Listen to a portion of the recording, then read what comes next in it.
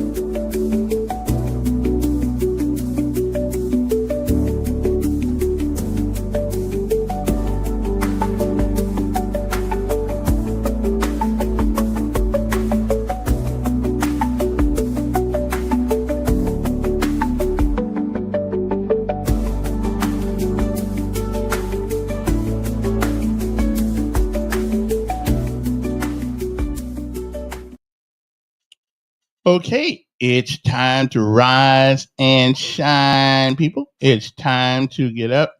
I don't know what happened to my thing. I don't know what happened to my thing today. Something happened last night, and it went back to where it was supposed to. Okay, never mind. I'm not even gonna worry about that this morning. I'm not even gonna do that. All I know that it is time for our daily bread, okay, which is what we do first thing every morning, just to make sure that we get a word from on high, something that'll change our perspective, or at least give us a new one. But either way, it's good for the soul. So good morning to everybody, and let me see if I can get a piece, if I can get my our daily bread ready this morning. I don't know what. Sometimes there is a there is a little there's a little munchkin someplace in the computer, because right when I'm ready to roll, okay, right when I'm ready to roll, then it always gives me the blues. I mean, like last night, I had this thing in there, I had this thing ready to go, and all of a sudden, it wasn't there this morning. I don't know where it went to, but it's not there. I don't know where it went. So I'm gonna have to turn my computer off at night from now on, because I don't know. I don't really know what's going on. Okay, I don't really know. Okay, but we're here to roll. We're here to go. A lot of things to talk about today. Right now, let us talk about our daily bread. Okay, so good morning to you. Hope this day finds you well. Hope you are doing fine and all those things like that, because I am. It is a great day, an outstanding day to be alive. Oh, it is. Yeah. Try missing a day. You'll see what I'm saying. Anyway, so hang loose, and we'll be back. Uno momento. Okay? Hang loose. Don't go nowhere. Get your water, get your milk, whatever it is you got to get together, and let's have a conversation this morning about whatever you want to, or at least whatever I want to. Good morning.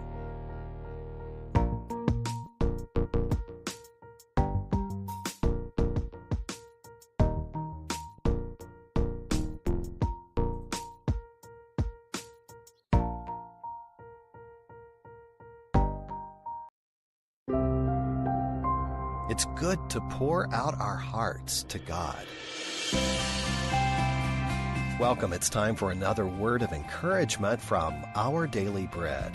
Our writer for today is Tim Gustafson, and the writing for today is entitled Mercy's Lament. Her father blamed his illness on witchcraft. It was AIDS. When he died, his daughter, 10-year-old Mercy, grew even closer to her mother. But her mother was sick too, and 3 years later, she died. From then on, Mercy's sister raised the 5 siblings. That's when Mercy began to keep a journal of her deep pain. The prophet Jeremiah kept a record of his pain too. In the grim book of Lamentations, he wrote of atrocities done to Judah by the Babylonian army.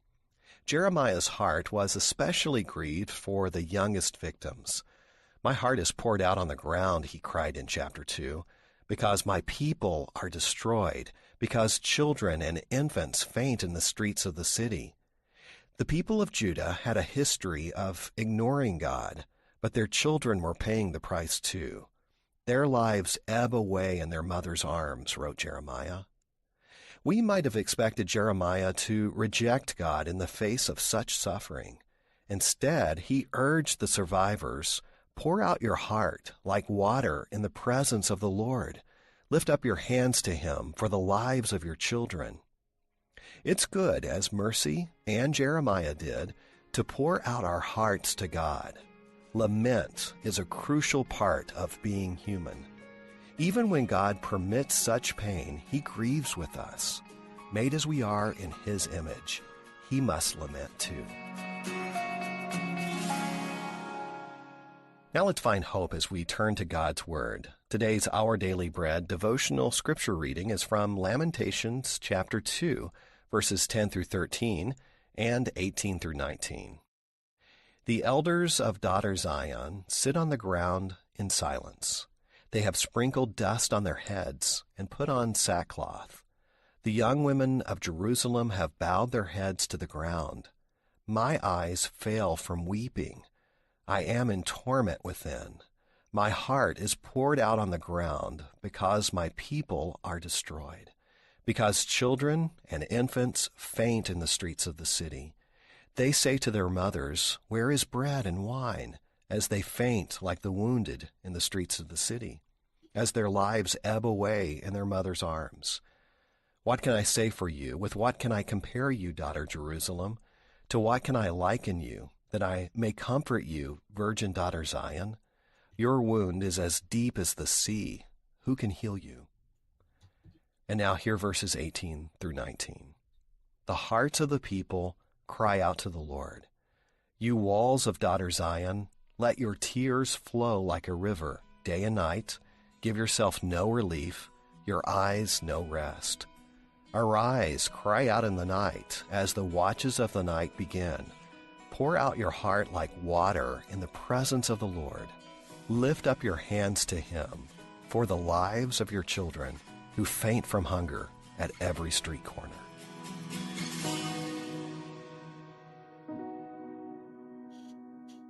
Now let's go to the Father in prayer. Dear God, thank you for your presence today. And as we come before you today, we know that many are experiencing great loss today. There's searing pain in relationships, financial distress, chronic pain that we're facing. And for whatever we're dealing with today, whatever dark and difficult situation we're facing, help us to learn how to pour out our hearts to you and find true comfort and healing in the good news of Jesus today. Thank you, Lord, and it is in Jesus' name that we pray. Amen. Today's encouragement was provided by Our Daily Bread Ministries. All right, then. Now, we got one more thing. Oh, let me put my face back up there so people can see me. All right, we got one more thing to do for those people who never tune in. We have to do a little PT this morning because, we've been eating a little extra. So the general's going to take us through our little cadence thing this morning, and then we're going to get to some conversation. But right now, I was thinking something. The other day when the president, when Hegseth, who is the Secretary of Defense, a lot of people were whining and crying and he mentioned comment about fat generals and stuff like that. Yeah, he was absolutely right. You can't. That's like the sergeant major coming to me talking about Sergeant Elkins. Yeah. You kind of slacking there, and he's slacking. He's slacking. And if Hegseth had got up there all fat and out of shape, well, then you looked at him like he was crazy too, right? But let me tell you the one thing that I noticed on that, all those people. See, most people think I'm a male chauvinist pig, but I'm not. especially when it comes to women in the military. I've got no problem with women in the military as long as they're willing to hold their weight. If they want to get in, and I'm glad he took them out of combat roles. It's crazy, but as long as a woman, and I saw a woman on that and those men, a Marine Corps general, who I would probably follow anywhere because I know that woman is paid the cost to be the boss. And I tell you something, she epitomizes what I think a leader. The way she holds herself, the way she don't. Listen, she don't even play basketball. I can look at her and tell her, "Yes, ma'am. Yes, ma'am. Yes, ma'am." That's the kind of woman that I would follow. One who paid some dues. Don't try to be all feminine when it's convenient for them to be feminine. You know what I'm saying? Y'all know the kind of women I'm talking about. They want a job in the motor pool and bust one of them big old tires out there. They can't do it, but they want the same pay. No. And men, we don't want weak men either. So don't get me wrong. But I just got to tell you, that woman impressed the hell out of me, which is hard for anybody to impress the hell out of me because I don't think she's a paratrooper, but she got the stars on her shoulder to keep it settled to the ground. Anyway, I just thought I'd let you know that. So all them folks out there think that I'm a male chauvinist pig. I'm sorry, I'm not. But I'm not changing the rule because you happen to be a weak female. But if you're a male, if you're a female, that would do at least attempt to do. If you ask for these tough jobs, we don't want to hear your whining when you get in them. Okay, don't whine. But there are some things, and whether women want to admit it or not, they don't. There are some things that a man can do that you can't do. And believe me, there's a couple of things that a woman can do that a man can't. And the thing y'all can do that I can't, I don't want to do them. Y'all got this thing about it looks good. The grass is always greener on the other side. And y'all think that I can do that. And then you get in there and you're too, I don't know, too egotistical to say, well, maybe this ain't exactly what I thought it was going to be. Okay. I'm just saying. I'm just saying. But that general, I forgot her name, but I got to tell you something. I read up on her, and she is she the real deal. She is the real deal. So it ain't got nothing to do with your sex, ladies and gentlemen. It's about your ability. If you don't have the ability, stop trying to take jobs that go way beyond what you can do physically. God did not make women to be men. Okay. And guys, good Lord didn't make men to be women. I'm just telling you, y'all don't gotta believe me or not. But let the general do our PT this morning, and then we'll get on to some conversation. So, who is this? Who's this? Oh, this is her. Okay. It's General Tia Young. Yeah, she was with the 82nd Airborne. Who I used to be with, you know what I mean? The 82nd. Yeah, I'm an alumnus of the 82nd Airborne. That's right, baby. That's right. That's me. Mm-hmm. Yeah. My resume looks good. Some people say, there's still people say, I've never been in the military. Up yours. We'll be back. Where my general at? Come on. There we go. There we go. T Club. Here we go, all the way, gotta be rough and tough, airborne, every day, we run to the sun, no sweat, not yet, down in the mess hall on my knees, we got nothing to eat but a can of beans. The bread was molded and the meat was bad. Well, you know darn well that you can't eat that. Hey, you know darn well that you can't eat that. Here we go, all the way, gotta be rough and tough, airborne, all the way. When I was young, I always wanted to be in the 82nd Airborne, easy the breeze. Now that I'm here, I'm gonna do it right, jump from an aircraft while in flight. Come on now. Airborne, all the way, driving on. All the way, airborne, all the way, Early one morning in the drizzling Drizzling rain, rain, well, well, I up picked up to my my parachute parachute and and boarded boarded the the plane. plane. Jumped Jump master master said said 1 1 minute to minute to go. go. Green light lit with a chilling glow. Time to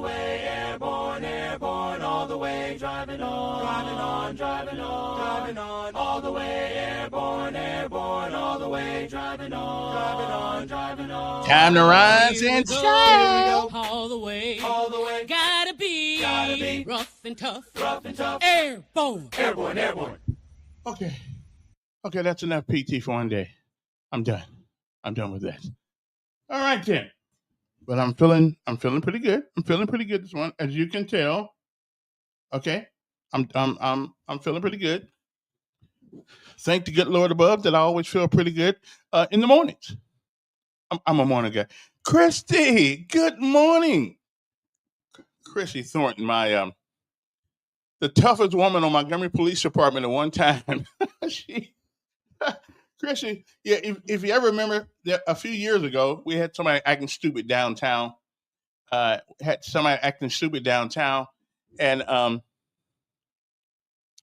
there's a picture in the newspaper on that day of a woman holding a brother down in the middle of the street because he thought he was super bad. But then comes Super Christy Thornton. That's at that particular time, I believe she was a captain. Now she's probably one of the few women that could probably whoop me. Okay, I mean, it'll be a rare occasion, but she might could whoop me. She might could. She got all that good training now and all that stuff. So who knows? Anyway, good morning. Hope everybody's doing okay this morning. I am, and you can always. We do have This is a show where you can actually call in and make whatever disparaging remarks that you want to make, or you want to be whatever you want to say. Okay, we don't hold it against you, so you can call in and I normally salute my armed forces, but I do not know where it is. Good morning, Willie. Good morning, Bud. Y'all can write on the thing right there, and life is good. We're good, but yeah, I like that general. I can't really remember what her name is though, but I read up on her. She's a real deal. She is a woman not to be messed with, and I think she's the kind of woman that men, regardless of her sex, would follow her, and I imagine they already have. And I mean, I'm just telling you. See, I'm not against women. I'm against changing the rule for women. Okay, like Ranger School, they got these women, and 3 of them, and all 3 of them passed Ranger School. Ranger School has a 70% dropout rate. 70, not 7, but 70. And the first 3 women who go there for the first time, guess what? They make it through. Now they wouldn't let me go to Ranger Schools in my MOS, so now I would have made it. But I had to go through semi-Ranger School when I got to the unit called RIP, Ranger Indoctrination Program. And I'm telling you, I never knew what a swamp was, but I know what one is now, and a bunch of other crap that I had to go through, almost drowning. But that's okay. I wanted to do it because I wanted to be with the best. And at that particular time in the United States military, Rangers, 82nd, they were the best. They were the best motor scooters wearing a uniform, except for the Navy SEALs. Now, I never, ever, ever wanted to be a Navy SEAL. You know why? Because I'm not getting in all that water on purpose. Okay? I'm not going to do that on purpose. We ain't going. I mean, I don't even like getting in the bathtub. Okay? I don't take that the wrong way. It ain't that I don't like taking a shower. I just don't like baths. It takes too long to draw the water. You got to set there, wait all day long until it gets.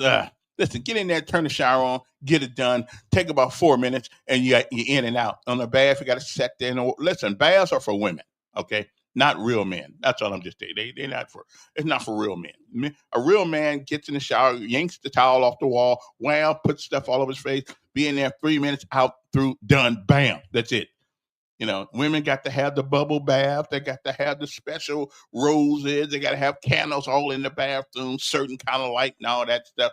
Man, just hit the water. Make sure you got a little cold, a little heat there, and let me wash up. And let's be done. Okay, let's just be done with it. Now, moving right along.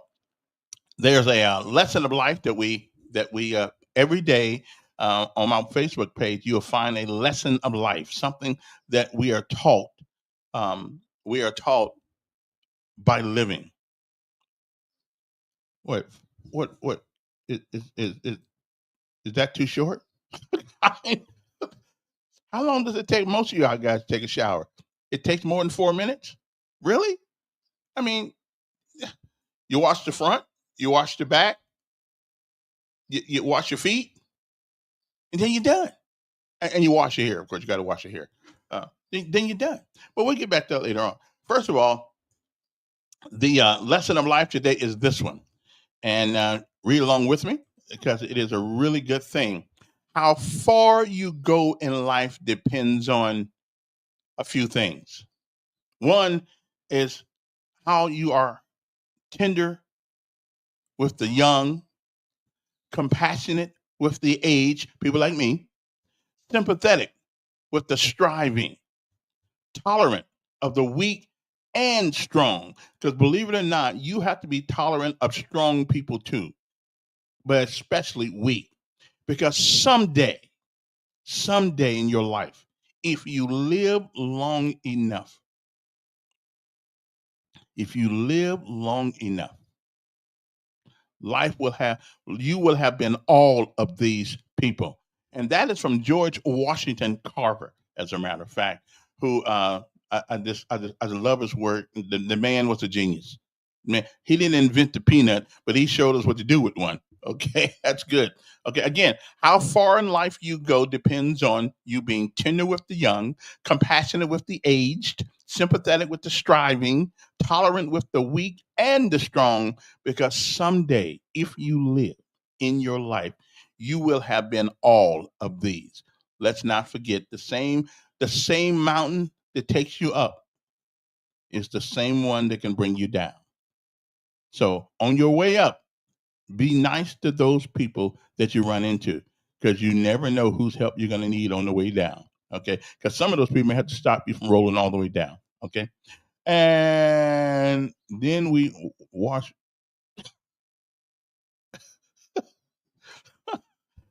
Okay, then. Yeah, we did. Anyway, good morning. And the so that is the word of the day. What does it say? Today, the city count update from the Mayor Reed and Chairman Singleton. Well, good. We'll see what's going to do there. I think the mayor is being a little bit unfair with the money, since we do have the money. And I think, and listen, and now here's the one thing that Mayor Reed has not said about giving this money to the hospital. It is citizens of Montgomery who mainly use the hospital.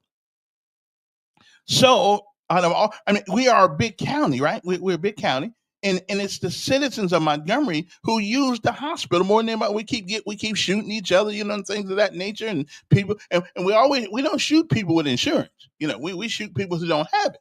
Okay, so I think the city does owe them the preponderance of the $25 million. And so what's wrong with giving them $15 million? The county gives 10. The county don't have very many people going to the hospital, but the city certainly does. Matter of fact, I haven't seen the headlines today, but I hope what's in there is not there. Okay, so they're gonna now he's trying to justify him wanting to change the parameters of what's going on. And I just don't think that's fair of him. The citizens of this county, of Montgomery City, it is our people who are bankrupting Jackson with the shooting and these surgeons and all these people who got to try to save your life. They get paid, okay, and they only get paid. But I'm saying they get paid. We're responsible for bankrupting the hospital. Okay, along with a couple of illegal aliens every once in a while, but hey, we got to take care of people. But I don't think going to the Jackson, if you got a cold, if your child is sick or something like that, is bankrupting the hospital too much. But we are causing that hospital a whole lot of trauma. So we owe the hospital more money, because there's our people that get in there and don't have any insurance. Okay, so come on, Mayor Reed. I mean, we the one doing it. What if Montgomery didn't get so many people shot every day and every week and every hour? We wouldn't have to worry about the hospital being bankrupt. So, okay, let's just do the right thing. Okay, that's right. Word of the day is peanut. Okay, well, no. So you get this wrong, Mr. Teacher. He did not invent the peanut. He invented things from the peanut. Okay, he didn't. God invented the peanut. Okay, he didn't. I'm just saying. I know you meant that. I know you meant to say that, but he didn't. He didn't invent the peanut. No, he didn't. He just invented the things that you can extract from a peanut, and he invented some other things too. So anyway, so last night, let's talk about city council for a second. Last night, I'm looking at the city council meeting yesterday, and nobody wants juke joints in Montgomery. Now, juke joints are legal. There's nothing inherently wrong with the juke joint, okay? But they say we got too many.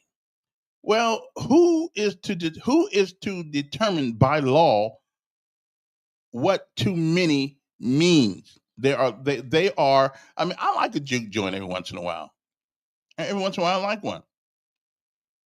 Okay, and I think, listen, okay, I'm off that subject, but we get. Of course, we want surrounding towns to pay a little bit too. I don't have a problem with that. What's the one out there with one out there going out not Troy Highway, joint Vaughn Road. What city we're Pike Road and all them places? Yeah, I think they deserve a little. They'll put a little bit in the game, but there's no doubt that we citizens of Montgomery are the people who bring the financial strain on that hospital because for some reason we can't keep our hands off guns and hurting each other. I mean, so we, yeah, the preponderance of the responsibility to give that hospital money comes from the city of Montgomery, and so the mayor is wrong on this. And and when I see him, if I ever see him again, I'll tell him that. Okay, maybe he'll pop in the studio one of these days. Now I'll tell him. All right. Anyway, but getting back to the juke joints, everybody whining about juke joints last night, but juke joints are legal, and you go down Zelda Road. We got more chicken places, and you go down the bypass, you got more car lots. I think we got too many car lots in Montgomery. So why don't we just get rid of some of those? Okay, is a juke joint a bar? In my mind, it's the same. Well, it might be. I don't. It's not really a bar. I mean, they may give you a wine cooler or something every once in a while. I don't know. I've been to a juke joint my whole life, so I really don't know. But here's my problem with the city council. They come up with these. There's nothing in the law. And KK Militant, I'm putting this at you too. There's nothing in the law that says that I have to get the approval of the neighborhood association to have a business. And because businesses are easy to shut down. If they become a nuisance in the community, if they become a nuisance to the city, then all the city got to do is go padlock their business. Okay. And if they're not smart enough to be quiet and up in there and not having people hanging outside, then they don't need to be in business. But there's no law. Act 618 does not allow for the neighborhood association who are not elected to determine what business can go there. Okay, I mean, and they just pull this stuff out of their butt sometimes. It's the only time that one city councilman rules the city council if somebody comes up with something that has to do with alcohol down something. And I've been whining about this for 30 years. There is no legal requirement for me to get the blessings of a neighborhood association in order to put a business up. Okay. And what really irks me with this is that for years we had a abortion clinic across from a church. And that was okay. Because nobody whined about that. But we whine about somebody having a little alcohol. And morally, there's nothing wrong with alcohol. Now, the Bible says it's not what goes in a man, but what comes out of a man. So if you drink enough to get drunk, you need to be handled, put out, whatever the case may be. But I'm telling you that there's nothing, and they always pull this crap on people who go down and invest in their money, okay, when they don't have law to back them up. But you got to turn around. You got to have turnaround, and you got to go get lawyers and sue people and stuff like that. And then you got all your little bit of extra money you have. Then we're going to see. We're going to see that it costs you more money to fight it than you were ever going to make out of it. Okay, I'm just thinking, So, but it is still, we as Montgomery, we are the preponderance of the problem with the hospital. We keep sending people there, and listen, it's not there for some people. I'm not talking about regular people who just get sick. I'm talking about people who keep getting shot. Okay. Now, okay, here you go. The state law doesn't mention in it about hospitals. Doug Singleton came on the other morning and told us, and I reread it. They are for the maintenance of the poor. Okay, but it did not say anything about hospitals. Okay, it's that's not in the Constitution. So the maintenance of the poor is more like they got a healthcare. They got a county health center. Okay, they got a county health center, which is in West Montgomery. Okay, and a few other. They got a couple of them, and then they do. That is part of the maintenance of the poor. Okay, but the state law does not have in it that the county is responsible for hospitals. Okay, so it doesn't say that. Okay, and again, most of the people who visit our hospitals live in the city. Okay, live in the city and not the county.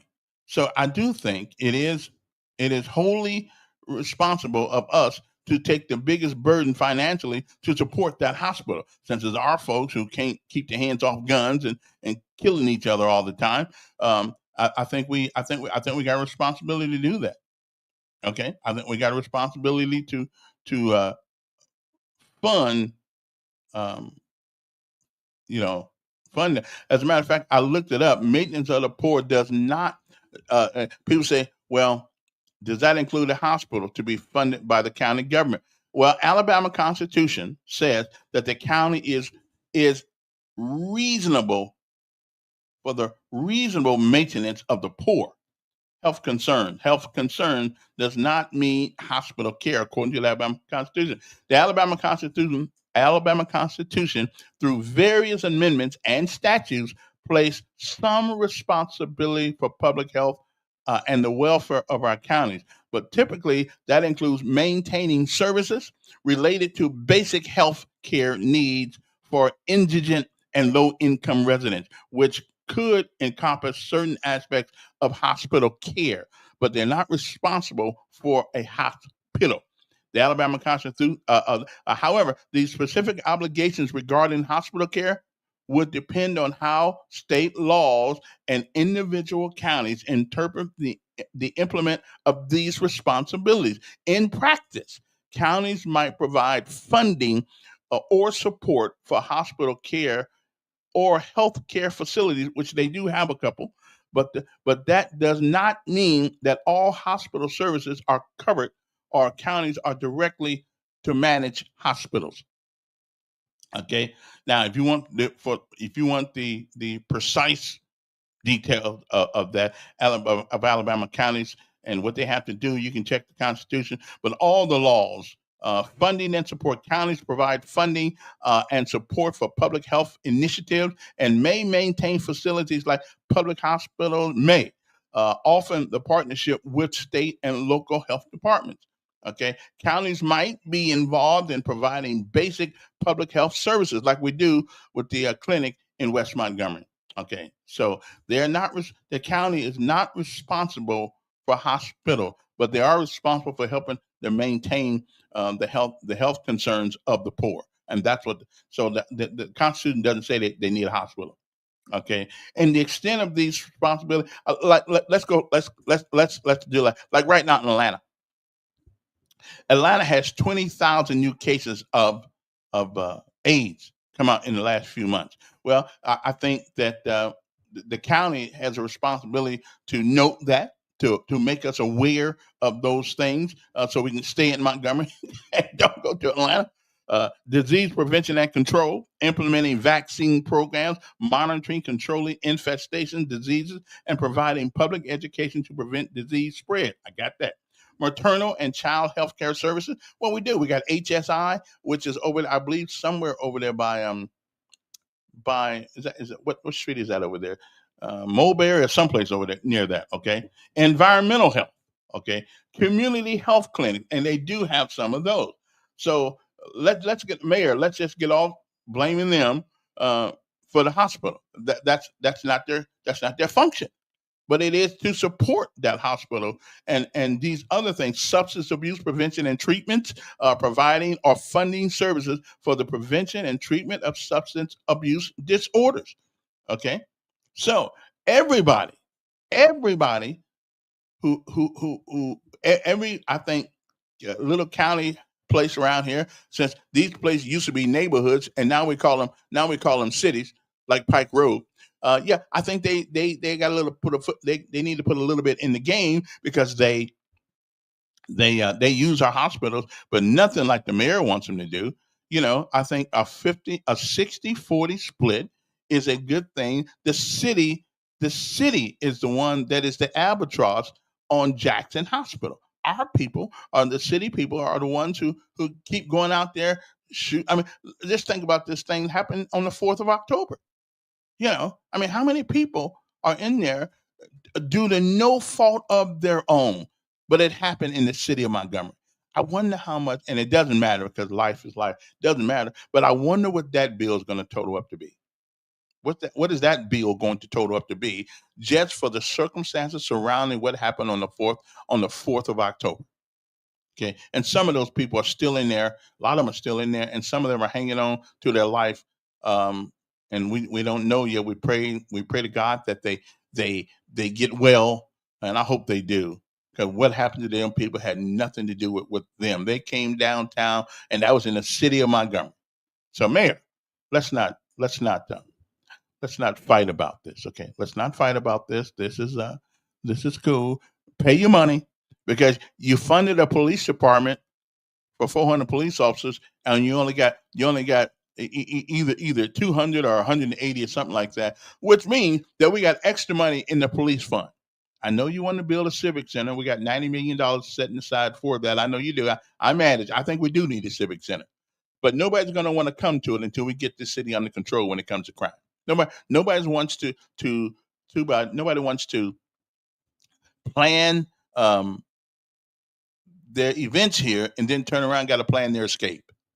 Okay, so I'm just saying, let us be reasonable here, Mr. Mayor. Let's be reasonable here.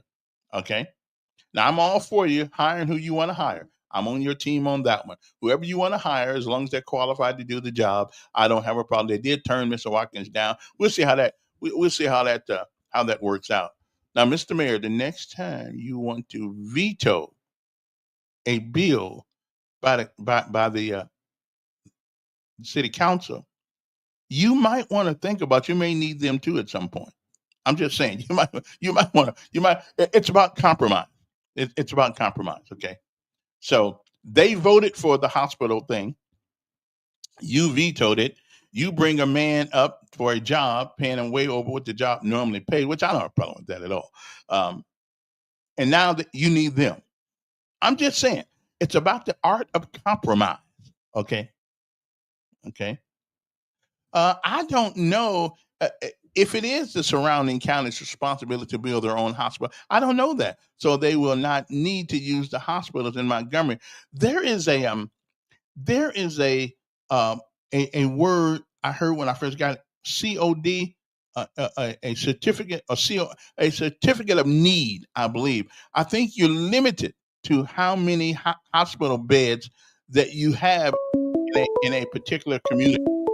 I think there's a certificate of need or something like that. I don't know what it's called. Um, Good morning, Bud.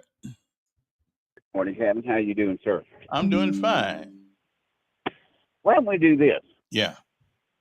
Every resident of Montgomery, if you own a house, you have a $25 a year hospital tax.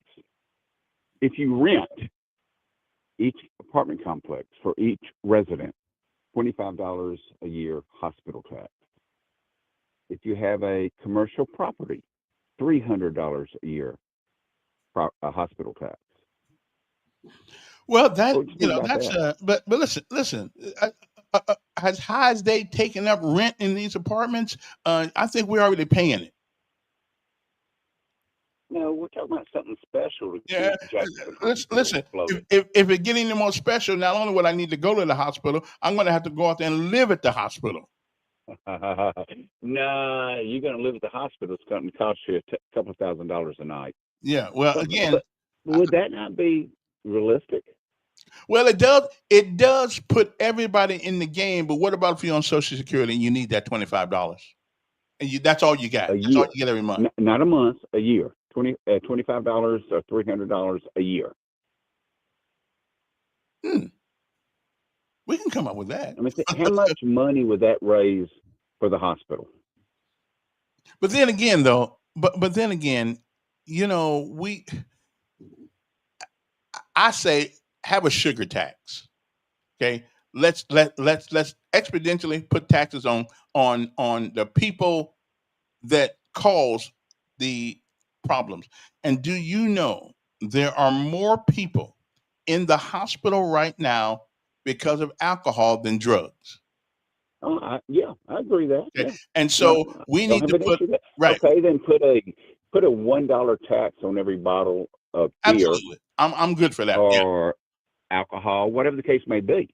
But the point is, I mean, I think they said in the article last week or so, Jackson has $45 million in basically indigent care, non-payment. That's a lot, and that's a lot of money. It is. And So if we would most spread of us that out come in. to the folks, how about this? And Yeah. not even if you have a house or a property, you have a $25 hospital fee for everybody that come and uses the hospital. So that way, I'm reading the comments. What about all the surrounding counties? I mean, I live in Elmore County now. So if I go and use the hospital at Jackson, Baptist, South, whatever the case may be, Mm-hmm. then put an additional $25 hospital fee on it. And I think people, somebody just told me, lay off the taxes. How about cut some spending? Well, you got to have a lot of spending and cut. I mean, it is this and the thing you cannot, the thing that you cannot budget are people who are picking up guns, killing each other and shooting each other and harming each other. You can't Kevin, budget for that. But I do think the beer tax and all that, I'm good with that. Yeah. Kevin, how few of the folks that are actually in Jackson Hospital are as a result of gun shooting? Maybe 5%, maybe 10%. Yeah, The but vast minority. Yeah, but guess what? If you got to do surgery on the majority of those people, bro, Yeah, there's you where the do. money is. I mean, you got to pay Well, these people. that's a lot of the money, but I worked at Jackson Hospital for a vendor for 25 years ago, and I saw the folks that were there. I mean, I remember one of my coworker, her son, sweet lady. Mm-hmm. She was a supervisor like me, and she came in there, and her son was brought in. He was on a motorcycle, had a wreck, Mm-hmm. and she saw her dead son laying in the ER. I mean, his head was basically gone. Okay. Right. That's the overwhelming types of treatment that's going on at Jackson Hospital. Yes, a lot of folks use the ER as supplemental because they don't have health insurance, whatever the case may be. But the overwhelming majority that's going on in Jackson Hospital or any other hospital in Montgomery is routine services, routine surgeries, not traumatic surgeries. And so, you could spread that out by putting a hospital tax on every patient there. Wait a And minute. if you don't want to Wait a put minute. the burden Guys, on the but, patient, you could put it on the property owners. right, but if they had that, they wouldn't be there without insurance. And even doing the Obamacare thing, like somebody said, Obamacare, everybody's required to have insurance. But then again, if you are poor and you own Social Security, you got Medicaid and Medicaid, and a lot of doctors don't even take it. So what do these people do? Can I tell you the biggest thing about Jackson Hospital? Hmm. And again, going back to my time there and what has transpired. And there was a doctor who spent 35 years at Jackson Hospital, and he was on a FM station. You talking about Dr. Thrasher? Yeah, Dr. Thrasher. Yeah, I know. Yeah, he said what happened was under Obamacare, and this is what drove it, hospitals like Jackson Hospitals were told to go into business, for lack of a better way of putting it, to hire all the physicians to become hospital employees. The goal was to drive out the private physician. Well, and so he said, they started paying 200% and 300% of what market value was for a physician. And so if you look at what happened at Jackson Hospital, primarily, and also the other ones locally, they overpaid for the physicians, and that drastically drove up their cost. I mean, there's maybe between the physicians that have admitting privileges at Jackson Hospital, you only talk about maybe 2,000 physicians, and that's more than all the nurses and all the administrative staff and everything like that. Yeah. Well, again, hey, appreciate it. I got to take a break, but the problem with the government getting involved in healthcare, it's the same problem that happens when government gets involved in any part of the economy that they don't control. Everything goes up. Okay, and let me give you a classic example. Every time minimum wage goes up, every time, guess what happens? Everything else around us goes up. Now, people rip us off. They just think that all they do it because we get more money. They think they should get more money. We ought to put a clap down on these businesses like during COVID. Okay, when Section 8 came out, oh man, that took the price of rent of people because these people knew that the government was going to give free money to people to pay for the rent, and some of them deserve some help. So that's not that's not what I'm saying. But every time the government gets involved in whatever entity that we are dealing with, guess what? Guess what? The price of everything surrounding it goes up.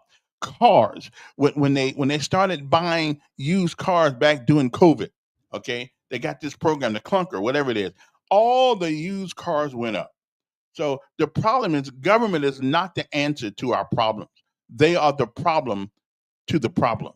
Okay, every time. If the government tomorrow said, you know what, we're gonna pay half the liquor bill for Johnson because he's an alcoholic and he needs it, all the liquor will go up in all the stores because Johnson's got to go in there and get his liquor, and they know that the government's giving him a liquor allowance. Okay, yeah, all the liquor will go up, and it is not.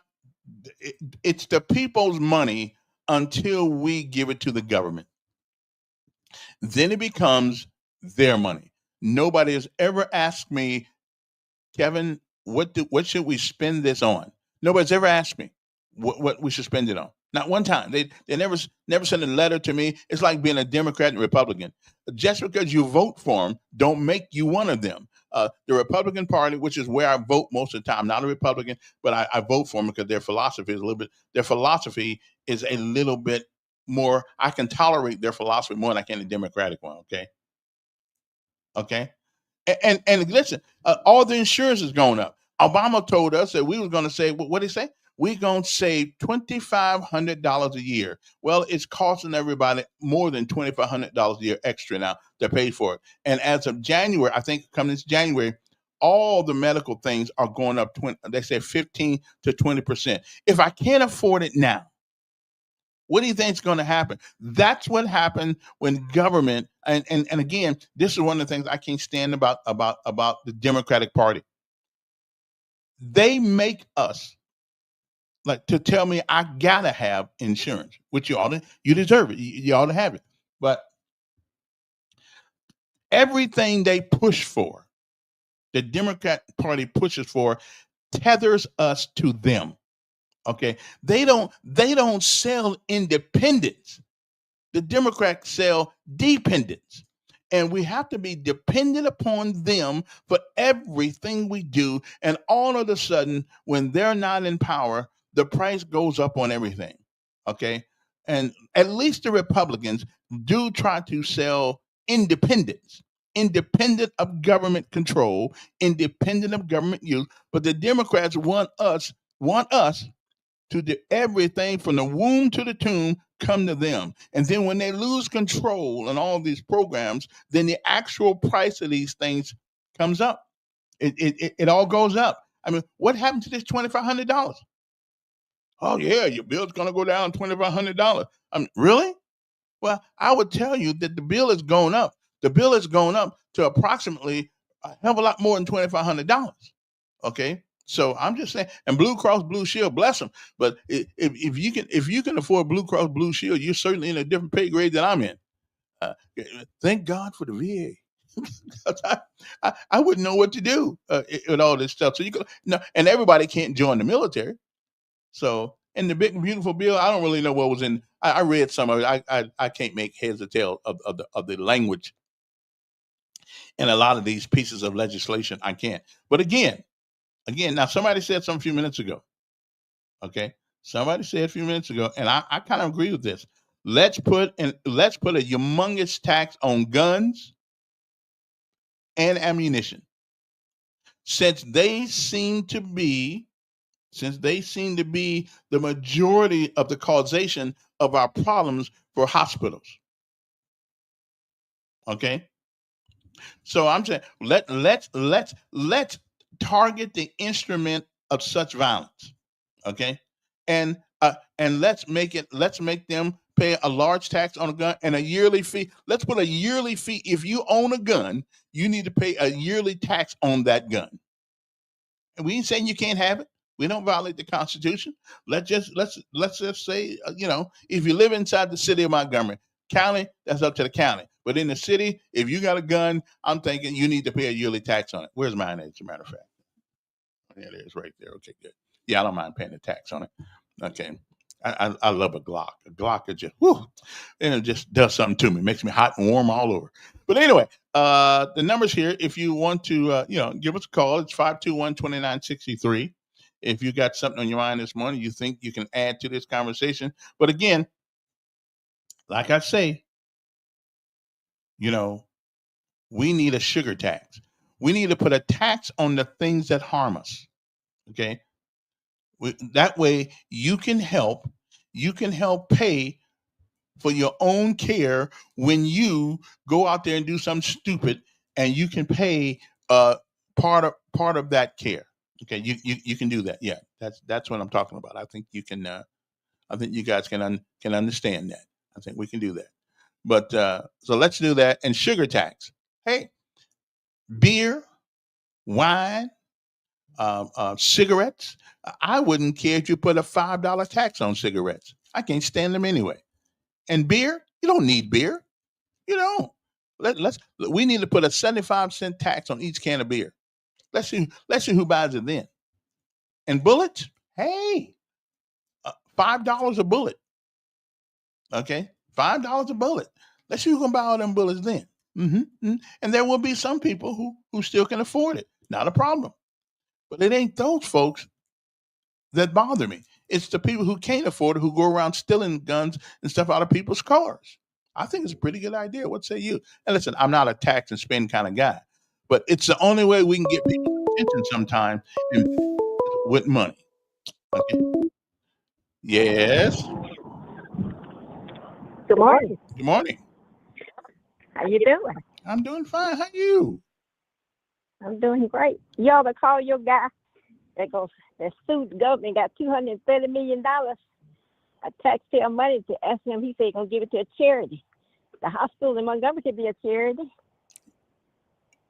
Well, who got $250 million? $230 million. Yeah, who got that? Trump. Your guy. He's suing the government for when they prosecuted him. He's supposed to be suing them for the money that he paid, I guess, in lawyers. Oh, okay. Well, I don't know. Let government pay me. Well, hey. You don't want to talk about. What about the White House? You going to the part that they tearing down now and going to redo it? And say that part will be bigger than the White House. Hey, listen. If they add on, it's going to tower over the little White House. The White House needs to be a place of elegance.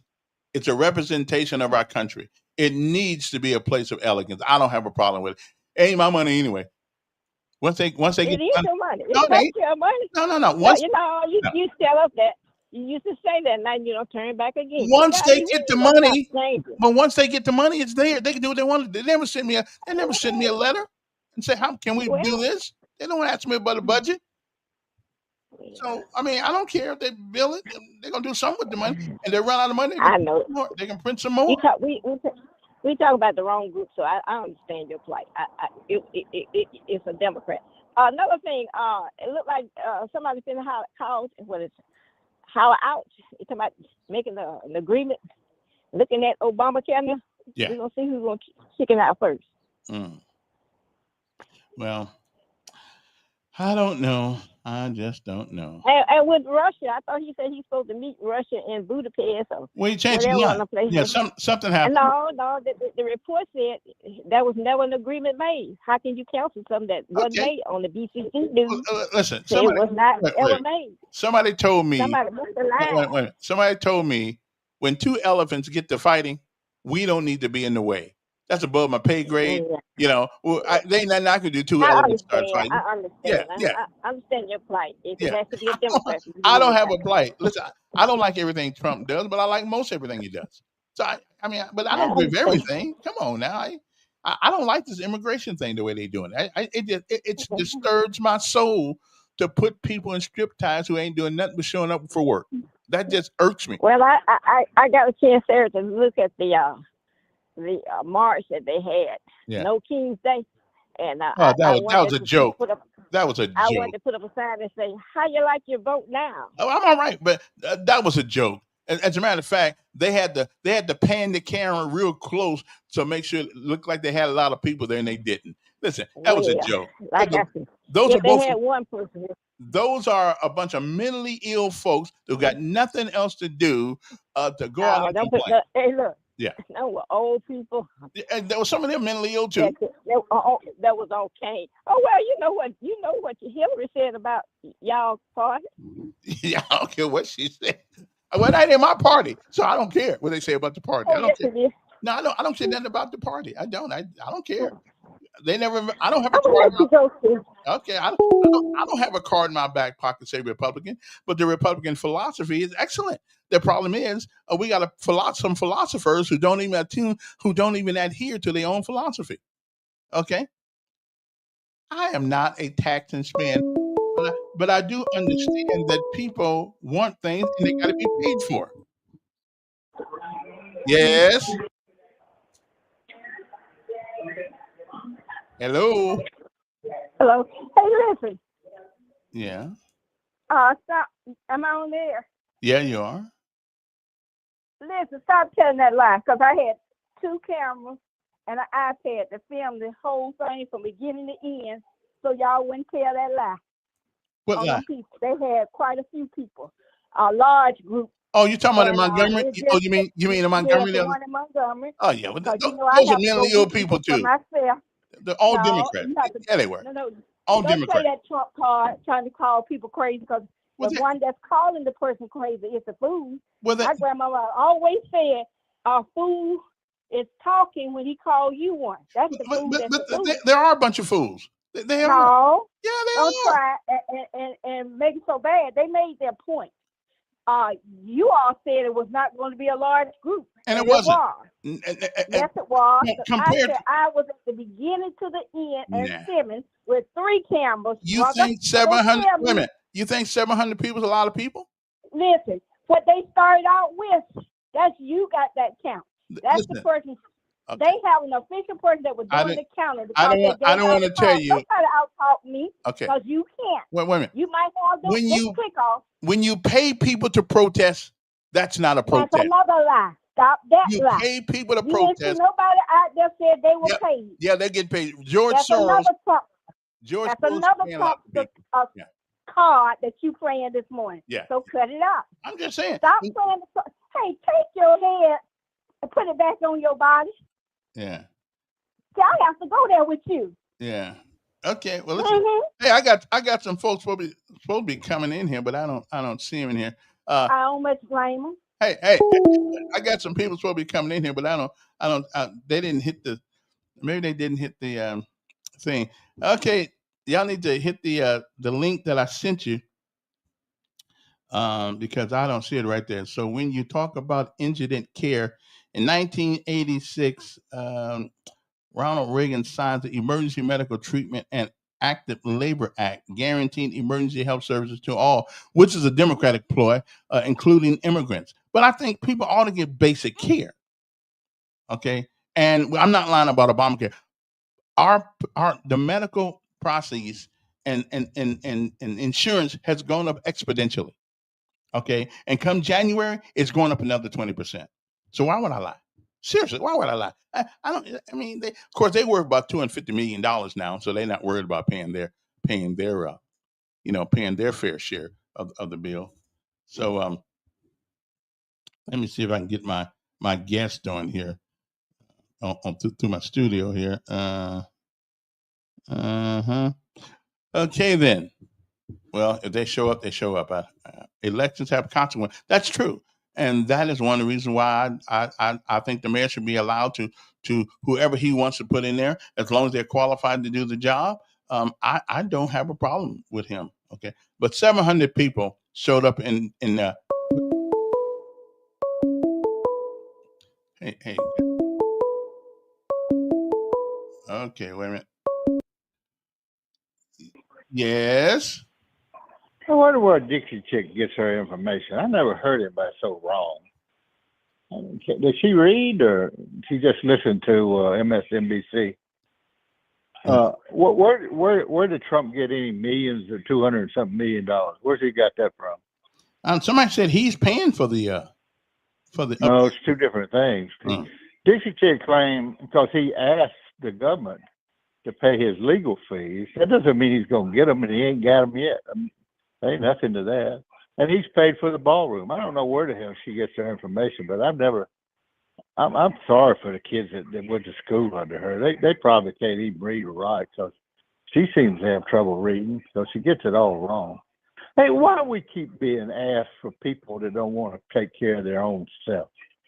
Why have I had to pay thousands of dollars in insurance to like State Farm and health insurance and everything else? And people don't want to pay anything. They want everything free, but they don't have any trouble coming up with tattoos and pot smoking. You think any of these poor people who can't pay their taxes or pay for insurance, even when you got subsidies, and if they that broke, they could get Medicaid.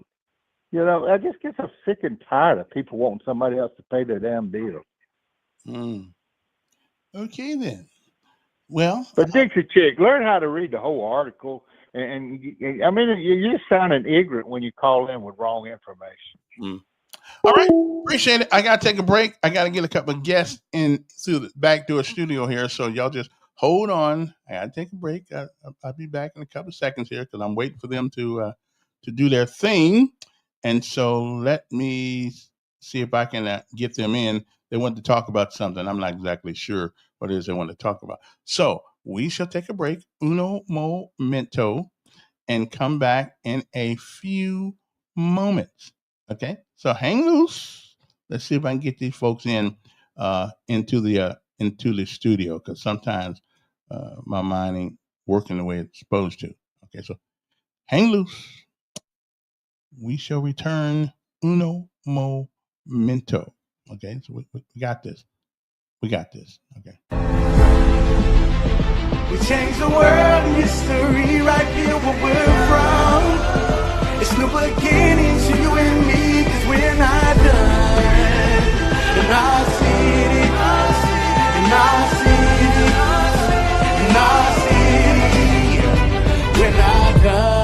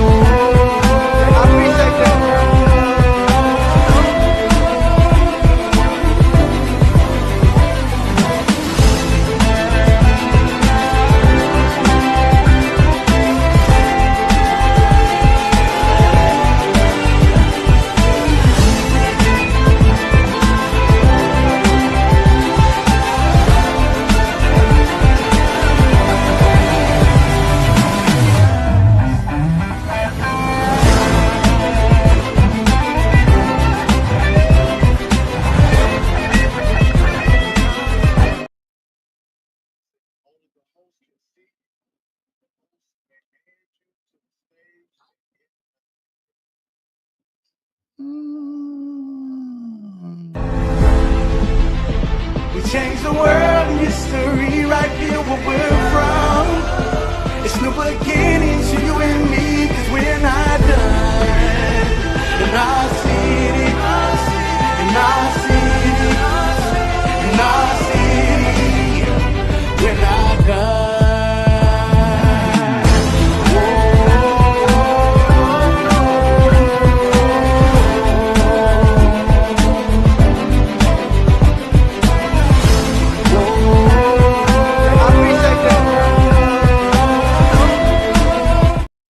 Okay, that's enough of that. Okay, I think I went into the wrong studio today. And so that's why my guest is not here.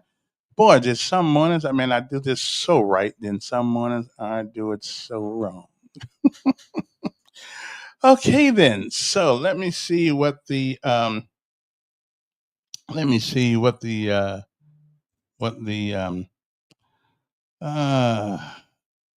oh, no wonder. Hey, Willie, this okay. I'm going to put a link on my Facebook page, and you can click on that on your phone, and you will come in here and tell what's his name to do the same thing. Yeah, I'm in the wrong studio. Well, what can I tell you, brother? What can I tell you? Sometimes it happens. Sometimes it happens. Sometimes it happens. So let me put it on the Facebook page right now, so you can get in there. President Trump's approval ratings hold strong amid government shutdown. Because he ain't doing that's really shutting things down. Now, according to the Democrats, he is, but we all know the truth. Okay, we all know the truth, and the truth is that these Democrats, again, now they want a different group of people to depend on them, which is the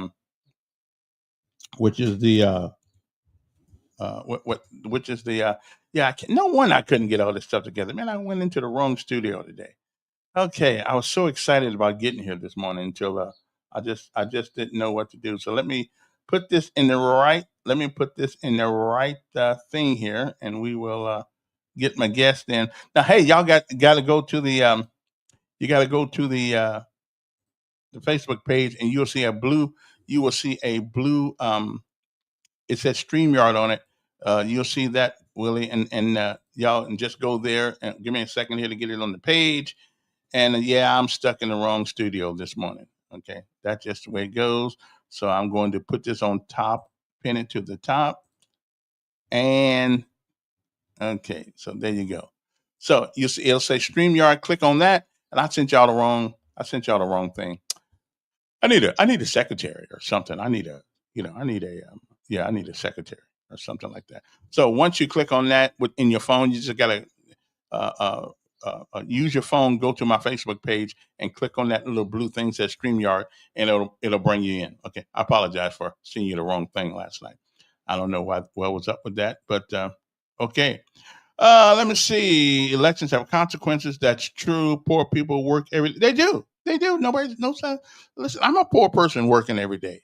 Okay, not totally working, but I'm getting up every day, like going to work. This is my work right now, and we're not blaming poor folk for hey, Rashad, wait, hold on. What? Stop making lines up and read its entirety. Read what's entirety? The law.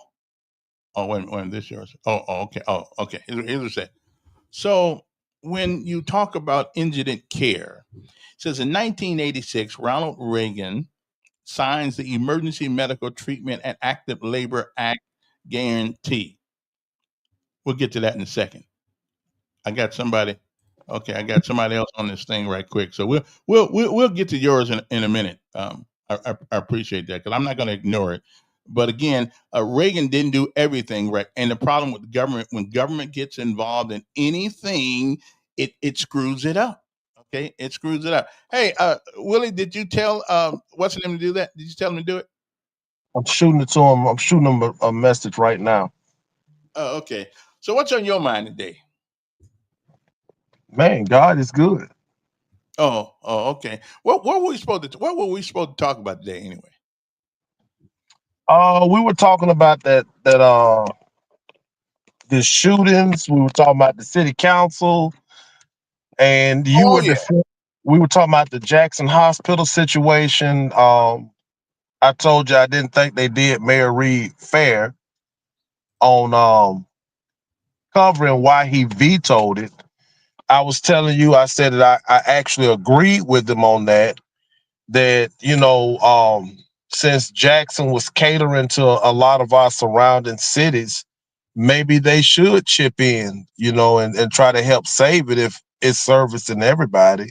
But 2060 is a 2060. I mean, a 4060 is a is a reasonable, since our people are the ones who going in bankrupting them, getting shot every day. As far as to say 70-30, but then let them use the facilities, and then when it's just like if me, you, L, and if you have and Zeke were riding in your car, and we all depended on your car to get us to work, and your car break down, and you need some help, due to the fact that we all use that car to make money, we all could chip in a little bit. We ain't got to foot the whole bill, but 60-40. I mean, Montgomery is the main reason. Our constituency is the main reason why the hospital is going bankrupt.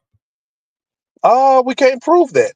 Yeah, we can. So go back and look at all the people been shot that been over there with no insurance, couldn't pay for it. I mean, you got shot with no insurance. Yeah.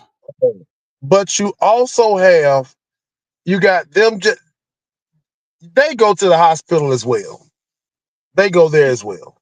Who go there as well? But it's our fault. It's our constituency in the city of Montgomery, we make up the majority now. We make up the majority, but we're not the only ones using that facility. No, I didn't say we were, but it is those instances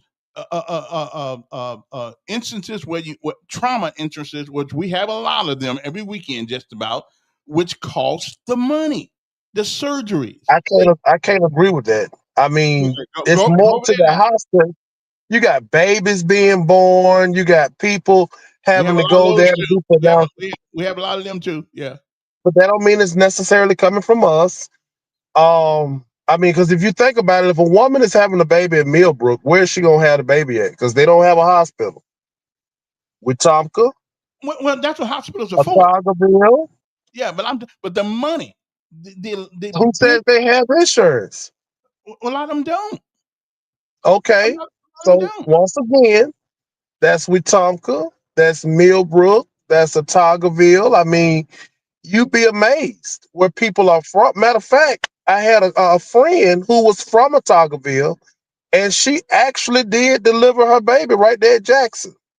Okay. Her baby, well, he's not a baby no more. He's like grown, but the moral of the message is they're using the facilities as well. Well, I hope that they took something off the bill since she did all the work. Well, no, she did all the work to get it there, right? I'm just saying, if she delivered her own baby, then no. But I'm just saying, she had her baby there. Like I say, he's grown now, but she lived in Otagoville, but she delivered her baby at Jackson. And I say that to say this: we cannot just sit here and blindly say this is because of people being shot. There's so many different departments and levels to that hospital. What do you believe costs the most money? Delivering a baby or doing surgery on people's brains and their bodies because they've been shot? Which one you think costs more money? I'll be honest with you. I would say unpaid for doctor visits. It could be health scares. Wait a minute. It could be a health scare. Person might think they're having a heart attack. That's true, but the reality is trauma cases cost more money because it takes more people to work on an individual and trauma than it does. What if I told you that you were incorrect? Because if you did your research, you would have known that Baptist South deals with the super majority of our gunshot victims, not Jackson. But Jackson is in the center. But Jackson is in the center of town. The closest hospital, if you live in the city of Montgomery, the closest hospital you get to is Jackson. I don't know where you get that at. It's Jackson, not based off of the analogy of what you just said. And check with anybody. Check with your police officers and your elected officials. Baptist South Prattville does have a hospital, but it's just a small acute one. But keep in mind, Baptist South deals with the majority of your gunshot victims. We'll have to do some more research because if you get shot in the middle of Montgomery, your closest hospital is Jackson Hospital. They used to flip flop on who has the ER. Right, they used to do that when I got here. They used to, but if check into what I'm telling you, it is to my understanding that Baptist South deals with those gunshot victims. So when you made the analogy about Jackson dealing with all of those gunshot victims, no, that's not necessarily true. You have a lot of, people with heart issues, conditions, and different regular medical issues, right? But and I think the safe thing to say is that they dealt with a lot of people that did one or two things. Just didn't have insurance, or didn't want to pay their bill. Abusive. A lot of them can't. I mean, and the illegal immigrant thing is a big deal too. But that's right, Mike Williams. Mike is right. He's. Well, I would imagine some of them go to Baptist, but the things that happen in the center of town are probably going to Jackson more than they are Baptist. Baptist's a long way off when Jackson's just right there off Mulberry, or not Mulberry, but right there off Mulberry. I tell you something else that I thought about too, Kevin. Is it possible that, it's not just Jackson Hospital, it could be those facilities surrounding it to where, because you got the health department down there, where the health department is separate, but it's real close to it. But you got those facilities around there. I mean, it's just a matter of people not being able to pay their bills. And when you and the more people that get into all this trouble certainly don't have the ability to pay their bills. Now, this is what I'm kind of afraid of. So if Jackson is about to shut down because of, financial problems, how long will it be before it catches up to Baptist South and Baptist East? Oh, well, it will catch up. They're not going to stop going to the hospital. That's for sure, right? Yeah. So now we got to look at that's why that's why the mayor should give them the $15 million that they're asking for, the 25. I think we should, but but you to sit here and say that he's being obnoxious is being a bit dishonest to the public. They should have told why he vetoed it. Well, he said he told us why he vetoed it. He wanted somebody up more money, Now, but I think it is our citizens in the city of Montgomery who by overwhelming preponderance use that hospital I agree. in the group, and so we should But I pay our will fair say, share. I will say this. I do like the fact that the city council did have a set of nuts and they stood up and said, no, we're going to take care of this, yada, yada.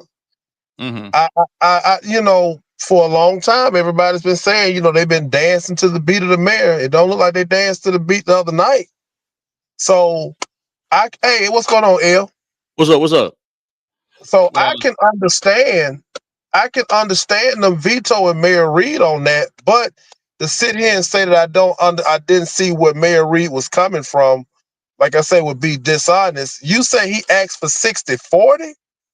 well, that traditionally, and I talked to Singleton the other day. Traditionally, it's been a 60-40 split, and that's the city paying 60 and the county paying 40%. And I think that's fair. The county's got a budget of 153 million. Montgomery has a budget of 321 million dollars. Okay, we Yeah, got the money. that's And we fund the police department fully for 400 police officers. Guess what? We don't have 400 police officers. you So know. So where's that money going? I've been, you know, and that was the thing. That's the money that's set aside. I think now me and El kind of talked about this a while back. There's a certain amount of monies that is set to the side for each department, Not and that that's much money. no. But I'm just saying that's one of the departments where we know there's a shortage, but the finances is there.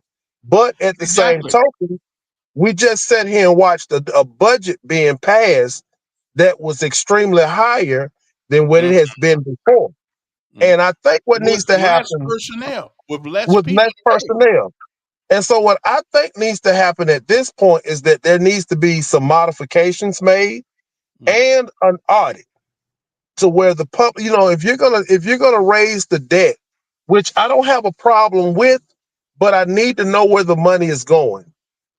So if we're adding to this, due to the fact that we don't have 400 police officers, clearly we should be able to cut something from that budget. Or we listen. The thing is, the word on the street is that the mayor wants a civic center, which I don't have a problem with that. But to deny the county that money when the preponderance of people over there come from the city of Montgomery, I think is wrong. Even if we do want a civic center, we're not going to get one no time soon. And so give them I think the police budget. I couldn't find it in the new in the budget thing this morning, but I think it's around $41 million. And Mhm. since we don't have the 400 police officers that we used to have 500, but we still budgeting for 400. Where's that money going? It's called a fallout money, and Now they let me need to ask you this. yeah. Let me ask you this, and this is me being fair, looking at it from just being optimistic, right? Is this including the overtime wages that will be paid to the police officers? You know, granted, we know that we're short on officers. We know that the shifts still got to be covered. Because we do know some nights Montgomery's running on a paper thin police staff.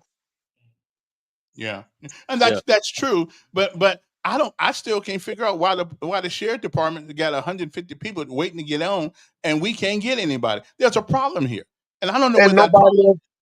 nobody wants to sit down and talk about it. Yeah, but we got a problem. We got. I Well, mean, the what's thing up, is, L? what's up, man? So the thing about the police department is, there's no transparency, right? Because we can't even get a real number of officers that we have. When numbers get thrown around or brought up, Mayor Reed is quick to denounce and say, no, those numbers are not right. Well, what are the numbers? He doesn't give any numbers. So we really don't know to answer like Willie's question about, well, how much money are we paying overtime? We Right. don't, because they're not going to say anything. They're not telling us how many officers we have. They're not going to tell us what overtime they spend. They didn't want to tell us how much they were spending on the county to come in last year. They didn't even want to talk about that. The county had to lead the way on that and let it be known. So, and then I guess y'all talking about the Jackson Hospital thing earlier, Mhm. and the city is they want the city to commit to $15 million. Right. I think which I do believe clearly most people that go to Jackson Hospital live in Montgomery. Most people do. And the reason why a big reason why Jackson is in the situation they're in is for one, bad leadership, and two, the amount of people that go to Jackson and use it as like a primary care facility, and they don't go there for real emergencies. So, and a lot of these people don't have insurance. A lot of people are illegals. So, how they getting paid? If you're coming in, you're going in there with the flu or something or whatever the case, and you could have gone to a primary or somewhere, and you go to the emergency room. That's costing money. We're paying for that bill. They're not paying anything because they're either illegal, they don't have insurance. So then that's why Jackson's in the situation it's in. So you don't think it has anything to do with nobody wants to talk about that though, because the whole illegal thing is a no touch topic, because the mayor himself has said those people are residents. So he treats them like me, you, and Willie. Like we're, you know what I'm saying? So he was the same way. I mean, they are human beings. I mean, you know, so I mean, no, they're not American citizens though. They're not citizens. They're not residents like me, you, and Willie. We pay taxes. We're from here. We're invested in the community. They're not invested in the community. When you break into the country and then you go and you work under the table, you don't have a legit social security number. But what you don't have insurance for your car, like you're driving a vehicle with no insurance. That's not the same. What does a good book say about treating a stranger from another land? Yeah, but they also tell you to follow the laws of the land. You gotta follow the laws of the land, though, right? So what about that? So no, forget all that lovey-dovey, all that title stuff. They come into the country breaking the law to do that. When we break the law, what happens to us? Don't we go to jail? Don't we pay fines? Well, I ain't well, going not in Montgomery. They're no different than us.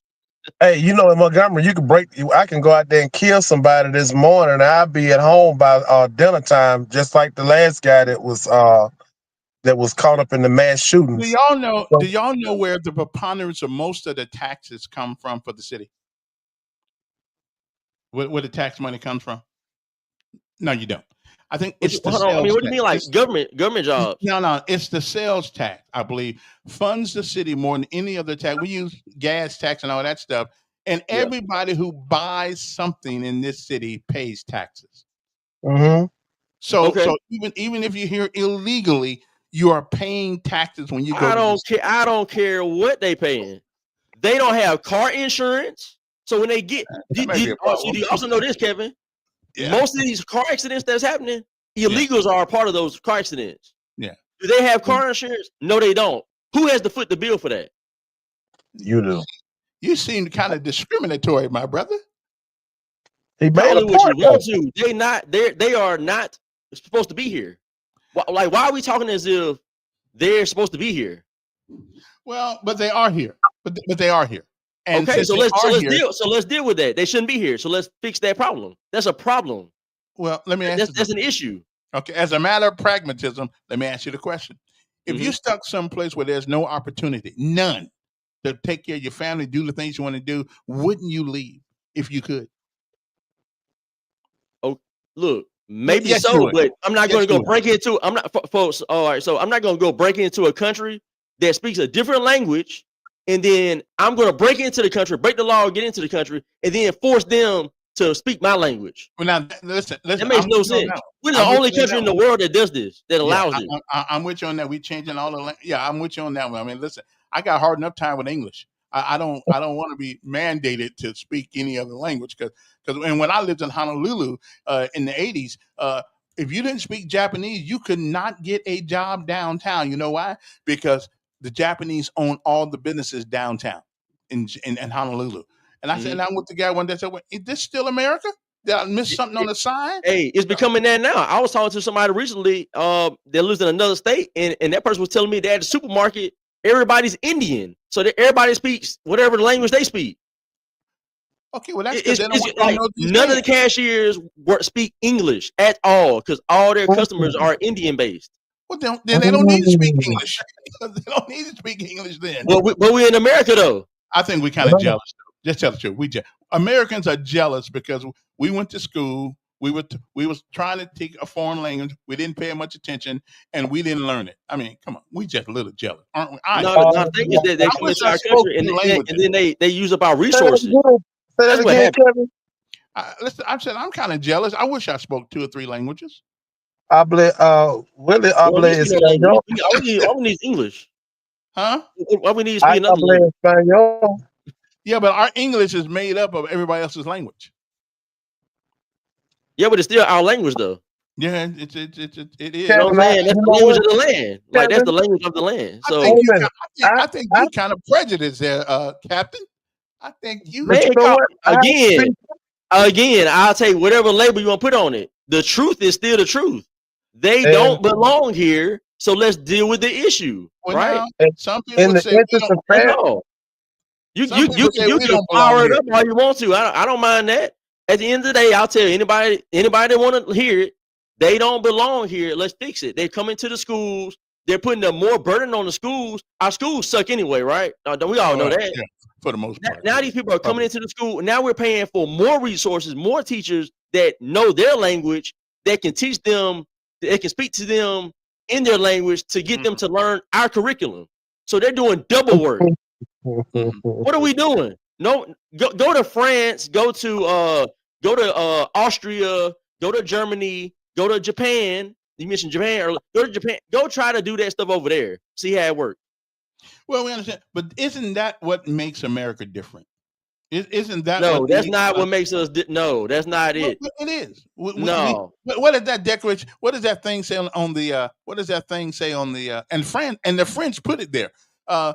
On the Statue of Liberty says, "Give me your weak, give me your poor," and stuff like that. And so that's what they're doing. They're just going by with this. Yeah, legally. Yeah, if you come here legally, we're talking about illegals right now. We're talking about people that break into the country. It don't say that on Statue of Liberty. It don't say no, we're talking about legal. It's always been this way. Legal migration is fine. It's cool. You know what? To kind of get it back on topic, are you stating that the illegals play a big part in the downfall of Jackson Hospital? No, I think people getting shot play a good part on that. We can't go through a weekend without somebody being shot. That takes a lot of money to perform them surgeries over there. Yeah, that's another part. Yeah, that is like all this can be true. The trauma that we see, that they see happening, that they see happening there to bandage up and all that, right? Save lives. On top of people who go to the ER for no real reason, they just go there because they need some whatever, they feel sick, they got a cough, right? That's a problem. Then you got illegals going in there. All of this is true. All this is a burden on the system. We left something out. And it needs to be put on the table. I wonder how much of that was pointing towards the mentally ill, because people that have a mental illness would go to the hospital to seek treatment or to be placed somewhere. They would, send them to the hospital. I don't know if you knew that or not.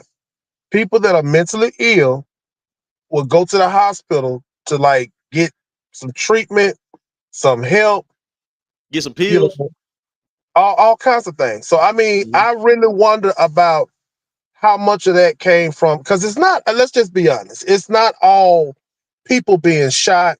You got people that had massive heart attacks or think they didn't had heart attacks. You got people that might have broken bones or fractured bones. You got people women that are having babies. They never stop doing that. You also got the mental illness, but at the end of the day, I think the majority, and I'm listening to what El is saying, and he does make a valid point, because Hispanics get sick as well. Illegals get sick as well.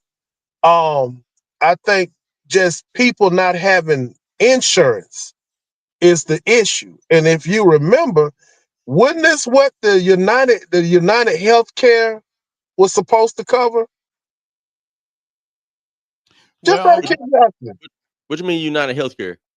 The thing Obama did. It's called United Healthcare. Y'all renamed it to Obamacare, but actually it's called the United Healthcare. Clearly, they ain't doing his job. If he was doing, if that's what it's supposed to do, he's not doing it. Clearly.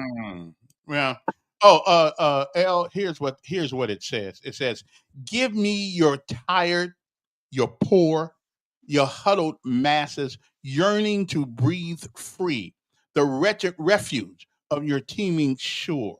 Send these, the homeless, the tempest tossed to me. I lift my lamp beside the golden door." So, and Now, what it part don't of say that nothing. said come over here illegally? What part of that Wait, said that? wait a minute. It Nowhere. Don't say nowhere. it don't say you got to pay to come here either. It said, "Give me your poor and your huddled masses." That's Now cool. I had no the problem French with put that. that on there. The French As put long as that they on come legally, yeah, I had no problem. there. Okay. No problem. Come poor, broke, whatever, mentally. I mean, you can have whatever going on. If you come over here legally, then I got nothing to say to you. I'm talking about illegal people. Well, what if America makes it almost impossible unless you got money to come here legally? And they do. Well, that ain't our problem, though, is it? Yes, it is our problem. No, it ain't. Yeah, no, it's not. Okay. No, it's not. Last time I checked, we got people in Montgomery, Alabama that don't have food to eat, right? That was born here. Yeah. So why we looking elsewhere to help somebody when we got people right here that need help? I could have sworn people in the black community always crying about they need community centers and all this other stuff to help the poor kids out here. Well, I thought, why are we focusing on illegals then? Let them worry about their own situation. You sound kind of rough, man. I mean, that's somebody got to do it. Everybody else weak and soft. You don't. That's why we in this mess. You don't sound. That's why we in this mess. You don't sound compassionate, brother. I just said, if you come over here legally, I have nothing to say about it. I just said that. Wait a minute. What if the cartel trying to get me because I didn't want to sell their drugs? Hell, I ain't waiting to get legal. I'm coming across the Rio Grande. What does that got to do with us? Again, what does that got to do? What does the cartel, what is you selling drugs in your country got to do with us? Well, what if they make you sell the drugs in your country, in their country? Like what they got to do with Kevin Elkins? So you going to take him to your house? Okay. No, hey, Kevin to let y'all know, if y'all running from the cartel, he got a house. I'm sure he'll put you down in the basement or somewhere. He'll take care of you. Problem solved. That's right, Mike. Now, Mike Williams said, didn't St. Margaret and St. Jude hospitals close for the same reasons? Farmer didn't bail them out. And he's right. And you know what? I was born at St. Margaret, which is now the place where you go for your driver's license to be reinstated. But Hey, listen, wait, I'm not mad at L because he was over there on Joey's show. I got on him already. He told me I was a traitor. Yeah, I got him already for being a traitor to the Elk Dog show. He over there on that other place over there. I actually kind of like he's spreading his wings, man. He's spreading his wings, But look, we did at one point, we had St. Margaret, St. Jude, and Baptist South, right? And Jackson. And two hospitals closed. They built Baptist East because for a long time, it was just Jackson and Baptist South. Okay. Then came Baptist East. Right. But you like Al said, we had several primeds around Montgomery. Right. What is it, Primeds and American Healthcare? But so they take care of the acute problems. Okay. But the thing of it is that at the end of the day, you got to have insurance, and we've got to stop dancing around this issue. It bothers me that, and we can't say everybody can't afford it, but what we can say is that people spend their money. If you got a pair of Jordans, you can afford some insurance. Well, if you got iPhones and they got the latest Dre headphones and all kind of stuff. Well, that's true. Let me see what Don, what's on your mind? The brothers sound like they American First type people. I like the way they sound. Well, I believe in America. The French had nothing to do with what you're reading, Kevin. Yeah. That wasn't the French that put that on there. That was years later. Oh, really? Let me tell you the truth, and then you can spout what you think.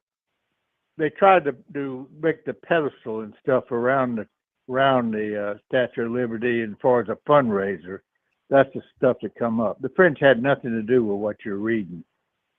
But it's also what he said. Obamacare was affordable health care. It That's right. wasn't United or anything like that. United Healthcare is a Thank you, insurance sir. agency. Thank you. But the one thing in Obamacare, it said that everyone would have insurance. If you didn't make enough money, you could get Medicaid. If you did make some money and you didn't have enough, you could get extra money. I forgot what I'm looking for here. They give you extra money to buy the insurance. Yeah. But the problem with that is everybody's supposed to have insurance. The only way they had to affect it is if you got a return on your income tax, they could take that money. But then Trump actually did away with the requirement for everybody to have insurance. But I guess I'm sick and tired of people who want everything for free. But I ain't seen none of them that couldn't afford to buy pot or get tattoos. But they can't take care of themselves. They can't buy insurance. They can't buy food.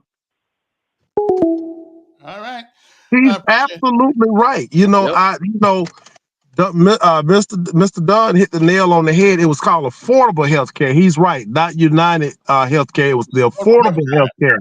Yeah. But now listen, this guy is saying I'm for illegal immigration. I'm kind of like George Bush in a way. I'm for compassion to people who are just trying to put their families in a better way to have a decent life.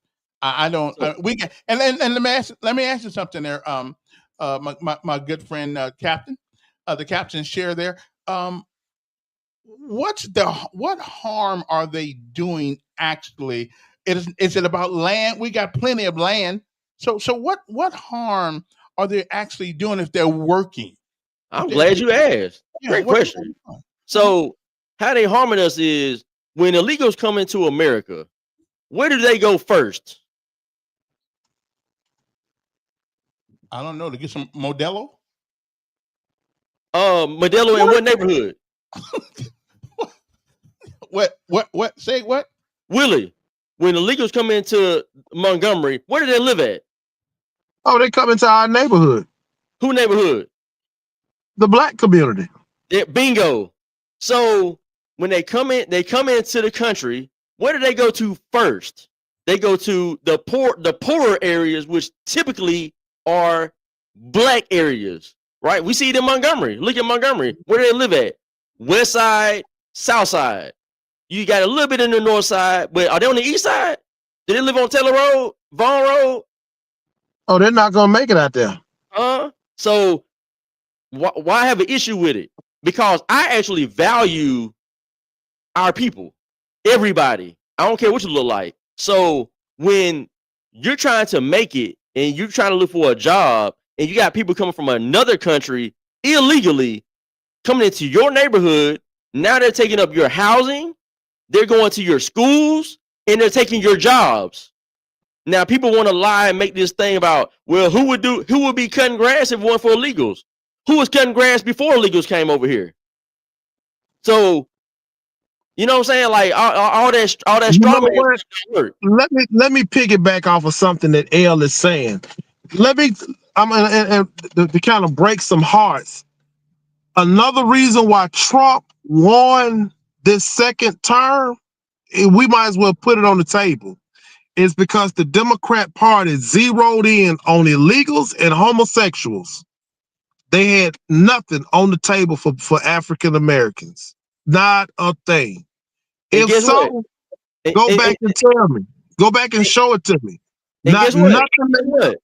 Real quick, when you said that part about illegals, guess who wanted Trump to target the illegals in the country? The illegals. Other legal Hispanics.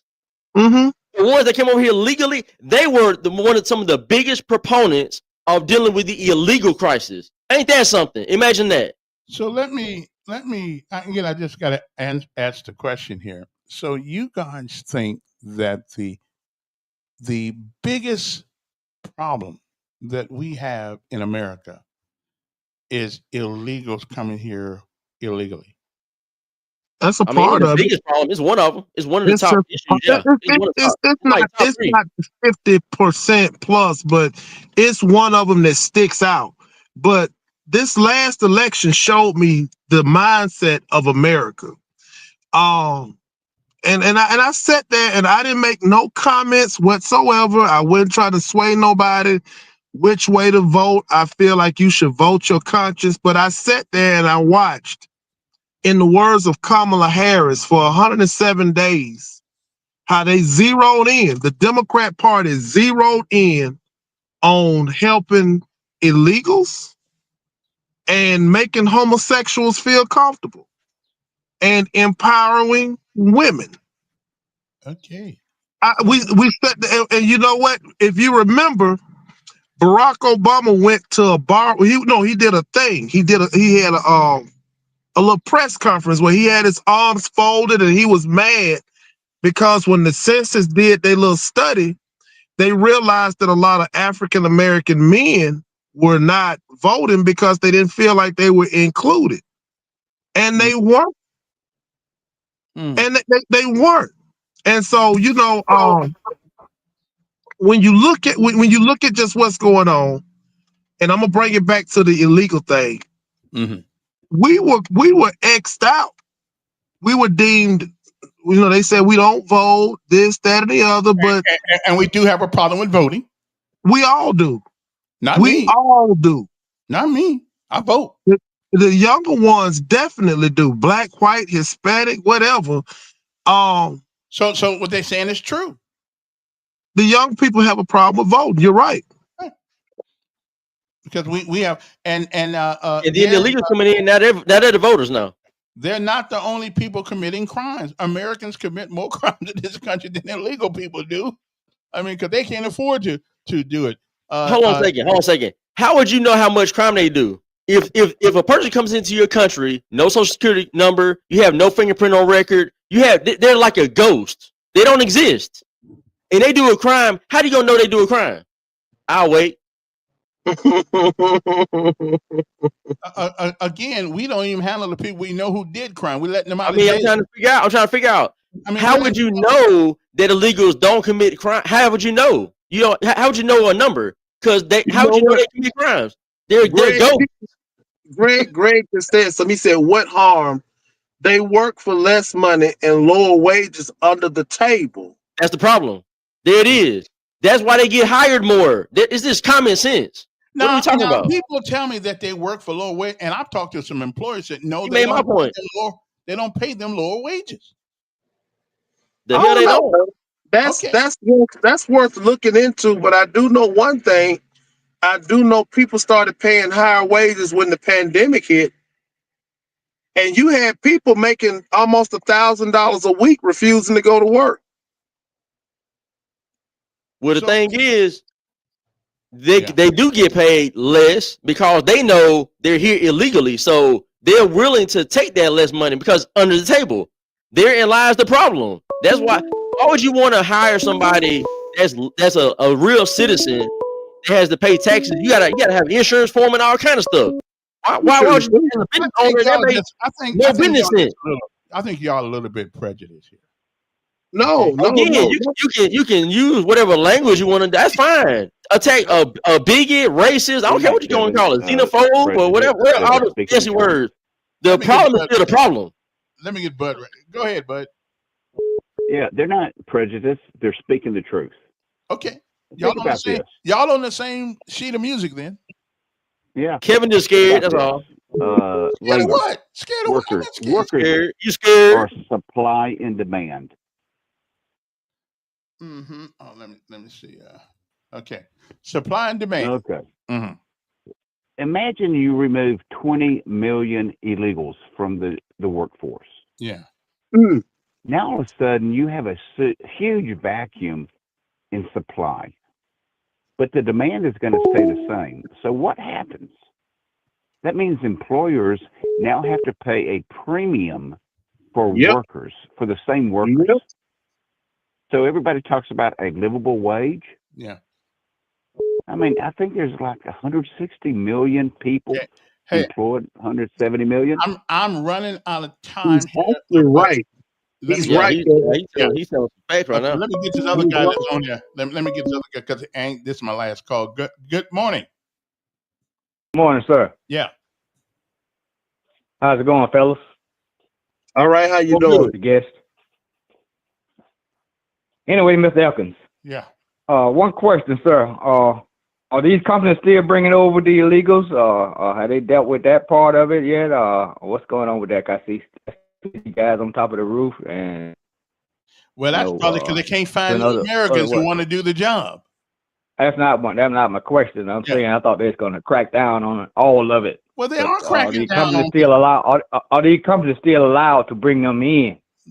Well, you got visas. You got work visas. I think it's called 1-B or B-1 or something like that. Visas that you can still come. You gotta understand. But what I'm saying, it was a big problem. To get a job. You need a lot two of companies things to get a job. was doing it illegally. Have these companies been dealt with about that, or do they still have these people on their jobs working still? You normally need a social security card. Bingo. So if a company gets these two things, an ID, a state ID, and a social security card, a number, that's all they need. And if it's fake, the company can't verify that. They gonna send it in. And if you don't get caught by the people that check that, guess what? Guess who's working? Y'all seem kind of racist. Y'all seem kind of racist to me. I don't. You know what I'm saying? That that's that works. So the caller saying the companies are doing their due diligence to send in the paperwork. You're defaming our character, not Kevin. You're defaming our character. Nothing we said. Nobody said anything racist. Who you talking about? You're talking about the illegals. You certainly. Oh no! I didn't put the. We can't talk about illegals now. So they hands off. No, we didn't put the bulk of the blame on the illegals, but he went down and specified what the illegal was because clearly you didn't know. Well, I know they are. I'll tell you something else. They are people, though. They're people. You know what? I'll say this right here. No. They are people. They're welcome, but just do things right. That's my whole thing on that. But you do know it is a known fact that they will take a lower wage to do the same work, and the companies would know it, and they know that the people don't quite necessarily have the paperwork to be here. And now it has become, it's becoming a problem, a noticeable problem.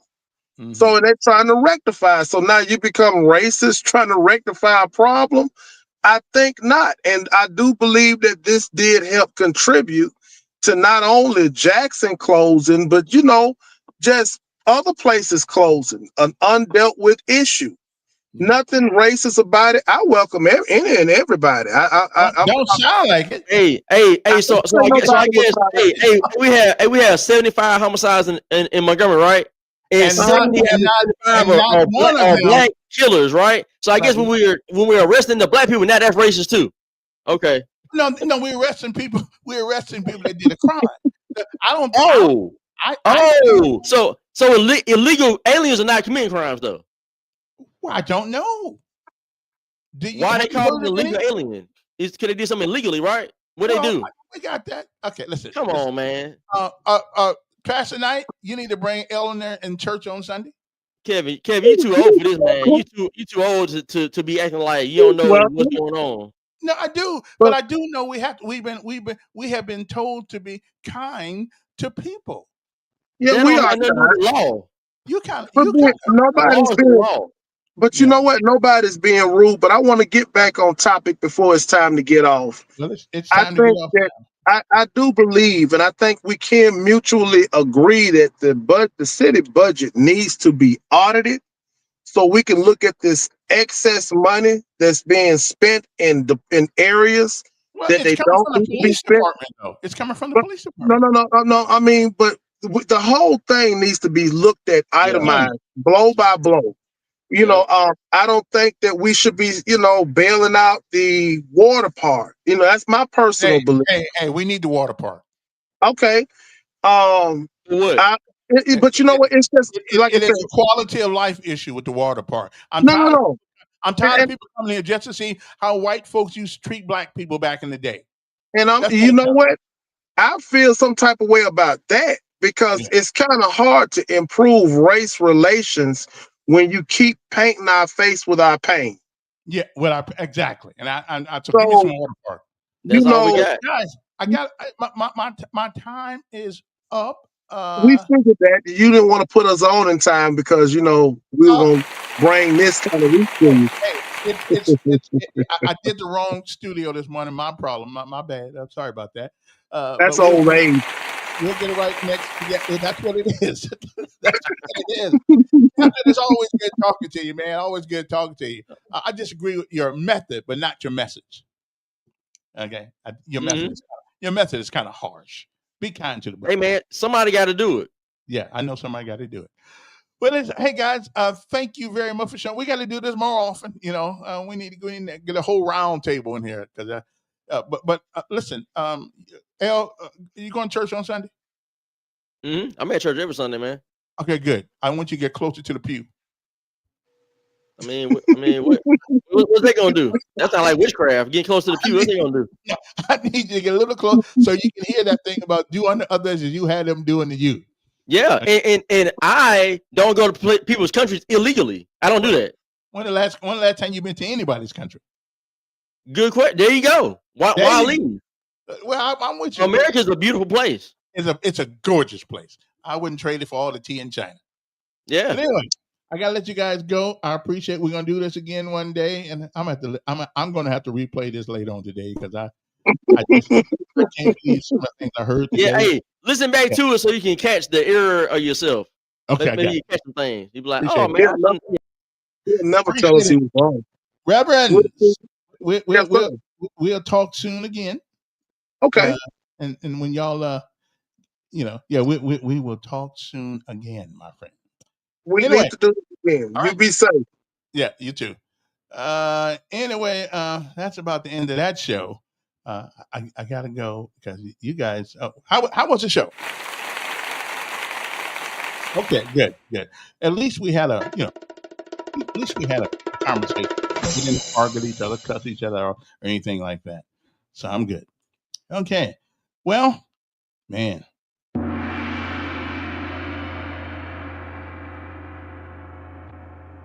Whoa, says the blind man. Let me see. Anyway, I have got to go. Tomorrow I'm going to make sure I get in the right studio. Okay, right studio. Don't forget.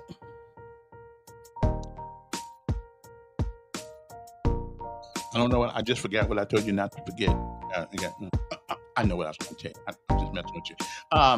It is not the falling down that gives us strength. It is the getting up every time we do. So all I can tell you, no matter how many times you fall, keep getting up. Keep getting up. And remember, it is the clouds of life that are temporary. The sun is always there. Your challenge is to see through the clouds. Have a great day. We love you. Some of y'all, anyway. Tomorrow, the good Lord said the same. Bye.